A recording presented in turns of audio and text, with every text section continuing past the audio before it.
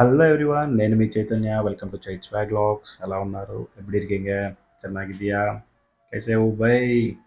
Okay, ఈరోజు మన topic ఏంటి అంటే, ఓకే, టాపిక్ లోపలికి వెళ్ళే ముందు ఆ, మీరు నాకు ఒక ఫేవర్ చేయాలి. అదేంటి అంటే, నేను ఏదైతే టాపిక్ డిస్కస్ చేస్తానో అది మీ ఫోన్లోకి డైరెక్ట్గా రావాలి అంటే యూ షుడ్ సబ్స్క్రైబ్. ఓకే, నా కోసం లైక్ షేర్ కూడా చేయండి. ఓకే, సో ఈరోజు టాపిక్ ఏంటి అంటే, బేసిక్గా మనకు ఆ, భక్తి ఎక్కువ. అందులో ఇది ఫస్ట్ వీడియో కాబట్టి ఆబ్వియస్లీ ఖచ్చితంగా దేవుడి పైన చేస్తాను అనమాట. సో నాకు ఇష్టమైన స్వామి వెంకటేశ్వర స్వామి, సుబ్రహ్మణ్య స్వామి. సో వెంకటేశ్వర స్వామి మీద పెద్ద వీడియో చేద్దాం, కానీ మనంతా ఇంగ్ కాబట్టి సుబ్రహ్మణ్య స్వామి గురించి స్టార్ట్ చేద్దాం. అరే బై, మళ్ళీ కాంట్రవర్సీ లేపొద్దు. Okay, so will go ahead. Okay, so మన first topic historic place Tiruchendur. So ఇది ఏంటి అంటే, యాక్చువల్ చాలామంది వినుంటారు, లైక్ ఇట్ హ్యావ్ వెరీ చాలా ఏన్షియంట్ హిస్టరీ ఉంది దీనికి, ఈ టెంపుల్కి. లైక్ చాలా పుకార్లు, like so many stories cook అయినాయి. You would have been heard this. Okay, so వీటికన్నిటికి ఒక క్లియర్ కట్ కంక్లూషన్ ఇద్దాం. ఏంటి ఈ మిస్టరీ ఏంటి? సో ఈ స్టోరీ ఎక్కడ స్టార్ట్ అవుతుంది అంటే, from Dutch period. Dutch period అంటే మన బ్రిటిషర్స్ మన ఇండియాని ఓవర్టేక్ చేసుకోకముందు, I mean East India company రాకముందే. So we have Dutch people who are performing exports and imports. Okay, so వీళ్ళు ఎంటర్ అయిన తర్వాత జరిగిన మిస్టరీయే ఈ తిరుచున్ మిస్టరీ. సో ఈ టెంపుల్ ఏదైతే ఉందో, సో దీనికి ఆల్మోస్ట్ 2000 ఇయర్స్ బ్యాక్ చరిత్ర అయితే ఉంది. సో ఇది యాక్చువల్గా ఏంటంటే, సంగం లిటరేచర్ అనే ఒక కాన్స్పిరసీ థియరీస్లో you can see this, you can heard about this temple. ఏంటి అంటే, సో ఈ టెంపుల్ యాక్చువల్గా మనకు బీచ్ దగ్గర ఉంటుంది అనమాట. లైక్ మనమే కాదు, లైక్ చాలామంది టూరిస్ట్ ఫ్రీక్వెంట్గా విజిట్ చేసే టెంపుల్. అంటే ఇది చాలా ఏన్షియంట్ టెంపుల్ కాబట్టి, చాలా కాలం నుంచి పూజలు అందుకుంటుంది కాబట్టి, so it has its own province. Okay, so నేను కూడా వెళ్ళాను. సో యాక్చువల్గా ఈ తిరుచెందూర్ టెంపుల్ అనేది ఆల్మోస్ట్ 2000 ఇయర్స్ బ్యాక్ బిల్డ్ చేశారనమాట. సో ఇక్కడ మిస్టరీ అనేది ఎక్కడి నుంచి స్టార్ట్ అవుతుంది అంటే, మనకు 528 years back Vasco da Gama అనే ఒక వ్యక్తి, you would have been heard, మన బుక్స్లో కూడా ఈయన ఉన్నారనమాట. సో ఈ వ్యక్తి గోవాకి 528 ఇయర్స్ బ్యాక్ రావడం అంటే అరౌండ్ 1600 అర్లీస్ ఆ టైంలో. సో ఈ have been came to Vasco, I mean గోవాకి వచ్చారనమాట. సో ఈయన వచ్చిన తర్వాత ఈ డచ్ పోర్చుగీస్ కూడా వచ్చారనమాట. So they came to expand that business. So first occupy చేసుకున్న ప్లేసెస్ వచ్చి నాగపట్నం, కన్యాకుమారిని ఆక్యుపై చేసుకున్నారు. ఫస్ట్ పోర్చుగీస్ ఆక్యుపై చేసుకున్నారు. సో ఆక్యుపై చేసుకున్న తరువాత వాళ్ళనే ఫాలో అయితే డచ్ వాళ్ళు వచ్చారు. So Dutch from Netherlands. వీళ్ళని ఏంటంటే యాక్చువల్గా ఉడందర్ పడే అనే ఒక పేరుతో అక్కడ ఉన్న తమిళ్ పీపుల్ రిప్రజెంట్ చేస్తారనమాట. సో ఇక్కడ ఈ డచ్ పోర్చుగీస్కి లోపల లోపల they have internal wars. So ఎక్కడైతే పోర్చుగీస్ బిజినెస్ స్టార్ట్ చేస్తుందో అక్కడికి డచ్ వాళ్ళు కూడా వచ్చి they wanted to put their extortions అనమాట. సో ఇలా జరగడం వల్ల ఏంటంటే, ఇప్పుడు ఇక్కడ లోకల్లో నాయకర్స్ ఉంటారు, అంటే మనకు పాలేగాలలాగా. సో ఈ పాలేగాలకి ఈ పోర్చుగీస్కి ఒక అగ్రిమెంట్. ఇప్పుడు 1628లో ఒక 1628 అర్లీస్ ఆ టైంలో they have an agreement. Dutch వాళ్ళని రానివ్వకూడదు. ఎందుకు డచ్ వాళ్ళని రానివ్వకూడదు అంటే, they are completely equipped, I mean like weaponized, highly highly advanced అనమాట. సో అప్పుడే వాళ్ళ దగ్గర పిస్టల్స్, గ్రనైట్స్ అన్నీ ఉన్నాయన్నమాట. సో ఒక ఫోర్ట్నిచ్చి, ఐ మీన్ అట్లా 4x4ని they are trying to acquire అనమాట. ఈ పిస్టల్స్ ఇవన్నీ యూజ్ చేసి దే ఆర్ అక్వైరింగ్ అనమాట. సో అందుకని ఈ పోర్చుగీస్, ఈ నాయకర్స్, ఐ మీన్ ఆ పాలగాళ్ళు, so they have their own agreement, ఎందుకు బ్రెచ్లో రానివ్వకూడదు అనేసి. సో కానీ ఈ బిజినెస్ ఎక్స్పాన్షన్ కోసం వాట్ దే హ్యావ్ డన్, ఒక వార్ జరుగుతుంది అనమాట. 1648లో ఒక వార్ జరుగుతుంది. సో ఆ వార్లో ఏమవుతుంది అంటే, ఈ డచ్ పీపుల్ అందరూ కూడా సరిపోదు అనమాట. Even they have strong pistols of granites. ఇక్కడ వీళ్ళిద్దరు కలిసి పోరాడడం వల్ల దే ఫెల్ డౌన్ అనమాట. అక్కడ నుంచి they flea to Sri Lanka.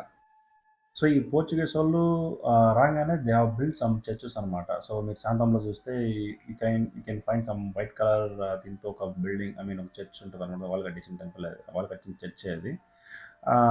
So ఇలా కొద్ది కొద్దిగా they are about to occupy the complete coastal region. So Nagapattinam, Kanyakumari, మనకి ఏదైతే కోస్టల్ రీజియన్స్ అయితే వస్తాయో, అలాగే తిరుచెందూరు మీద దే గాట్ అ సైట్ అనమాట. సో తిరుచెందూరు కూడా they have very biggest scope for imports and exports. So ఈ టైంలో డచ్కి పోర్చుగీస్కి ఆ ప్లేస్ మీద they got ever as a set. So యాక్చువల్గా ఈ పర్టికులర్ స్టోరీ ఏదైతే తీసుకున్నానో అది ఒక బుక్ నుంచి అనమాట. That is called history of Tiruchendur Murugan temple, which was written by doctor కళ్యాణ సుందరం. సో ఏదైతే ఈ వార్ ఏదైతే ఉందో దీంట్లో ఓడిపోయి డచ్ ఆర్మీ అనేది దే ఫ్లీ టు శ్రీలంకకి పారిపోయారు. సో పారిపోయిన తర్వాత మళ్ళీ ఏం చేశారంటే డిసెంబర్ 6th 1649 అంటే ఈ డేట్లో మళ్ళీ తిరిగి వచ్చారు ఫైటింగ్కి. సో ఐ మీన్ ఆర్మీ మళ్ళీ బ్యాటిల్కి. ఎలా కరెక్ట్ డేట్తో సహా చెప్తున్నాను అంటే, సో ఆయన డాక్టర్ కళ్యాణ సుందరం ఎలాగ రాశారు ఆ బుక్లో. So from there I'm referring it to. So వీళ్ళేం చేశారంటే అక్కడ బాగా ట్రైన్ అయ్యి శ్రీలంకన్స్తో మనప్పాడు అనే ఒక బీచ్ మనకు ఈ తిరుచెందూర్ టెంపుల్ సరౌండింగ్స్లో ఉంటుందన్నమాట. సో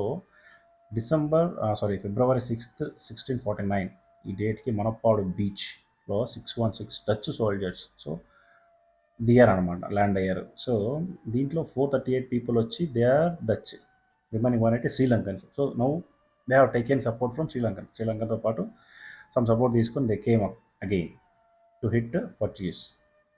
వీళ్ళు ఏదైతే బ్యాటిల్కి వచ్చారో సో బ్యాటిల్ స్టార్ట్ చేయకుండా they want to stay somewhere. So అందుకని తిరుచెందూర్ టెంపుల్ని చూస్ చేసుకుంటారు. సో ఏంటంటే ఫిబ్రవరి 6th ల్యాండ్ అయ్యారు 1649లో. సో ఫిబ్రవరి 20 వరకు they wanted to stay in the Tiruchendur temple అనమాట. సో అక్కడ వెళ్ళి స్టే చేయడానికి అక్కడ అందరినీ బెదిరించి ఖాళీ చేపిస్తారు. జస్ట్ ఇమాజిన్, మనకు 2000 years బ్యాక్ సంగం లిటరేచర్ అంటే మనకు 2000 years బ్యాక్ నుంచి పూజలు అందుకుంటున్న ఒక టెంపుల్ అంటే ఆ పర్టికులర్ ఆ విలేజర్స్ ఎవరైతే చుట్టుపక్కల ఉంటారో సో వీళ్ళు సడన్గా వెళ్ళి అక్కడ మొత్తం అక్వైర్ చేసుకొని అందరిని తరిమేశారు అక్కడ నుంచి. సో ఎంత ఎంత కష్టంగా ఫీల్ అవుతారు అక్కడ లోకల్స్ ఉన్నవాళ్ళు. సో అపార్ట్ ఫ్రమ్ దస్ వీళ్ళు ఏం చేశారంటే ఈ లోకల్స్ అంతా కూడా నాయకర్స్ అనే ఐ మీన్ పాలేగాలు అంటారు కదా, పాలేగాళ్ళ దగ్గరికి వెళ్ళారనమాట. వెళ్ళి వీళ్ళ బాధని ఎలగొచ్చుకున్నారు. అన్న అయ్యా ఇది పరిస్థితి అనేసి.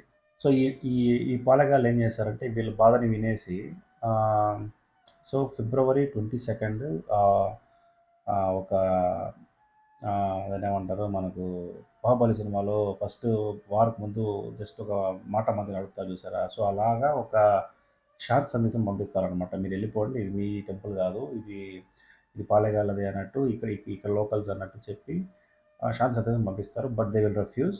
సో మళ్ళీ ఏమైతే ఫిబ్రవరి 25th బ్యాటిల్ స్టార్ట్ అవుతుంది అనమాట. సో బ్యాటిల్ ఏంటి అంటే వీళ్ళు ఈ నాయకర్స్తో కలిపి ఐ మీన్ పాలేగాళ్ళతో కలిపి సివిలియన్స్ కూడా 4 ఎలిఫెంట్స్, 4 ఏనుగులు, 50 గుర్రాలు, 500 మంది ఆర్మీ. అంటే ఆర్మీ అంటే ఇందులో నాయకర్స్ అంటే పాలేగాళ్ళ ఆర్మీ ఉంది ప్లస్ సివిలియన్స్ ఉన్నారు. సో అంతా కలిపి ముక్కమ్మడిగా వెళ్ళారనమాట బ్యాటిల్కి. అయినా అప్పటికి కూడా నెంబర్స్ డచ్ వాళ్ళది ఎక్కువ, ఎందుకంటే వాళ్ళు 616 ఉన్నారు, వీళ్ళు జస్ట్ 500 మాత్రమే ఉన్నారు. Plus they have 4 elephants and 50 horses అంతే. సో ఇంత మిక్స్డ్ రియాక్షన్ అనమాట.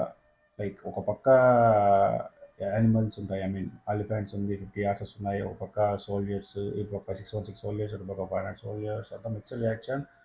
బట్ డచ్ వాళ్ళకి చాలా గట్టిగా పడింది దెబ్బ. సో ఇక్కడ దీనిలో ఉన్న శ్రీలంకన్స్ ఏమవుతారంటే they want to go back. So they will decide to go back. So ఇలా డెసిషన్ తీసుకున్నప్పుడు మార్చ్ ఫస్ట్ ఆన్ 1649 ఏం చేస్తారంటే అక్కడ వాళ్ళకి ఒక మనకి ఎలాగ కలెక్టర్స్ ఎలా ఉంటారో అలాగా వాళ్ళకి ఒక గవర్నర్ జనరల్ ఉన్నాడు అనమాట. ఆయన పేరు జొహాన్, సరిగా పలకలేకపోతున్నా, జొహాన్ అనే ఒక వ్యక్తికి ఇన్ఫార్మ్ చేస్తారు. సో ఈ జోహన్ అనే ఆయన ఈ డచ్ ఈస్ట్ ఇండియా కంపెనీ ఏదైతే ఈ ట్రేడింగ్ చేస్తుందో ఏ మిలిటరీ యాక్టివిటీస్ అన్నింటికి కూడా హీఈస్ ద రెస్పాన్సిబుల్ అనమాట. సో ఈయన ఒక డిసిషన్ తీసుకుంటాడు. ఏంటి అంటే మీరు మాకు ఎంతో కొంత అమౌంట్ ఇస్తే మేము ఈ టెంపుల్ని ఖాళీ చేసి వెళ్ళిపోతాము అనేసి ఒక అగ్రిమెంట్కి రావాలని ట్రై చేస్తారు. కానీ ఏంటి అంటే ఇక్కడ కుదరదు, బేరం కుదరదు. ఫర్ ఎగ్జాంపుల్ బేరం కుదరదు. సో అందుకని ఏం చేస్తారంటే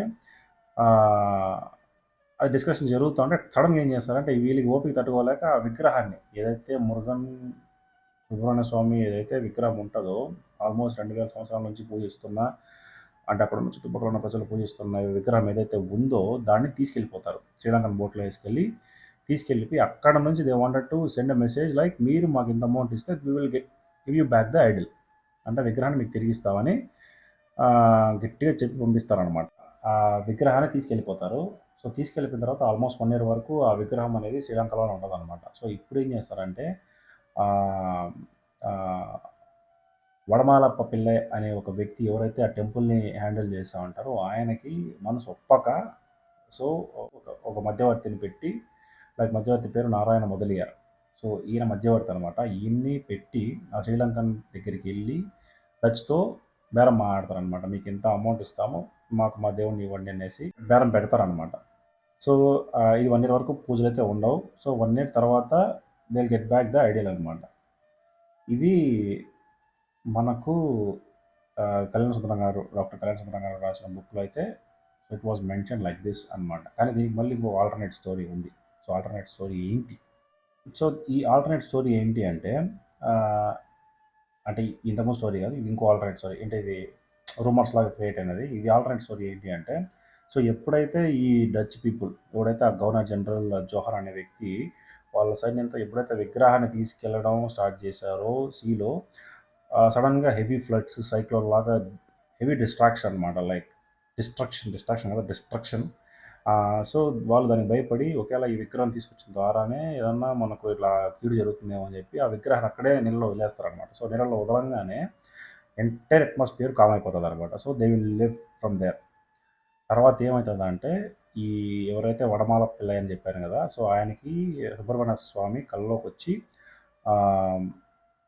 ఈ నా విగ్రహం అనేది సముద్రంలో ఒక ప్లేస్లో ఈ ఈ డైరెక్షన్లో వెళితే అక్కడ మీకు ఈగల్స్ అనేవి సర్కిల్స్ చేస్తూ ఉంటాయన్నమాట. అక్కడికి వెళ్తే అక్కడ నా విగ్రహం ఉంటుందని చెప్పడం ద్వారా ఈయన అక్కడి నుంచి వెళ్ళి ఆ విగ్రహాన్ని తీసుకొచ్చారని చెప్తారనమాట. ఓకే. సో దీన్ని బట్టి ఏమర్థమైందంటే మన ఇండియా అనేది ఒక ప్లే గ్రౌండ్ అందరికీ. డచ్ కానీ, పోర్చుగీస్ కానీ, సో వీళ్ళు వెళ్ళిపోయిన తర్వాత మళ్ళీ ఫ్రెంచ్, వాళ్ళ తర్వాత మళ్ళీ బ్రిటిష్, సో వీళ్ళంతా బిజినెస్ పేరుతో వచ్చి మన టెంపుల్స్లో ఉన్న మనీ అన్నిటి లూట్ చేసి వెళ్ళారనమాట. కానీ మనల్ని మొత్తం ఒక ప్లే గ్రౌండ్గా వాడుకున్నారు. వీళ్ళ లోపల ఉన్న ఇంటర్నల్ వార్స్కి ఐ మీన్ వాళ్ళ సోల్ సాటిస్ఫై చేసుకోవడానికి వాళ్ళు ఇండియా ఒక ప్లే గ్రౌండ్గా వాడుకొని ఇక్కడ వార్స్ చేసి ఇక్కడ లూట్ చేసి వెళ్ళారు మొత్తం. So that's different part. ఇక్కడ ఇంకోటి ఏంటంటే ఇక్కడ అందరికి ఇంకా మూఢనమ్మకం ఒకటి ఉందన్నమాట. నమ్మకం, సో వాట్ ఎవర్. సో ఇక్కడ ఏంటంటే ఈ ఏదైతే ఆ అమౌంట్ కొల్లగొట్టారో వీళ్ళు ఇంకా ఇక్కడే భూగర్భంలో ఎక్కడన్నా దాచిపెట్టి ఉంటారేమో అని ఒక చిన్న రూమర్ అయితే నడుస్తుంది అనమాట. ఎందుకంటే ఆల్రెడీ మనకు శ్రీరంగపట్నం చూసారా మీరు కేరళలో, సో అక్కడ ఆల్రెడీ టెంపుల్లో బయటపడింది కదా మనకు. సో అలాగా ఇక్కడ పడుతుందేమో, సో చూద్దాం. That's a different story. So ఇదండి. సో కంప్లీట్ మన తిరుచందూర్ టెంపుల్ హిస్టరీ గురించి డాక్టర్ కళ్యాణ సుందరం గారు. So thanks for this beautiful info. దీన్ని బట్టి ఒక సినిమా చేయొచ్చు నన్ను అడిగితే. It's different story, but thanks guys, thank you so much. So ఇది నా ఫస్ట్ వీడియో. కొద్దిగా టెక్నికల్ ఇష్యూస్ ఉండొచ్చు, బట్ మాట్లాడే విధాన్ని కొంచెం ఇంప్రూవ్ చేసుకోవాలని నాకే తెలుస్తుంది. So I will try much more better further in videos. Okay, signing off. Good bye, thank you.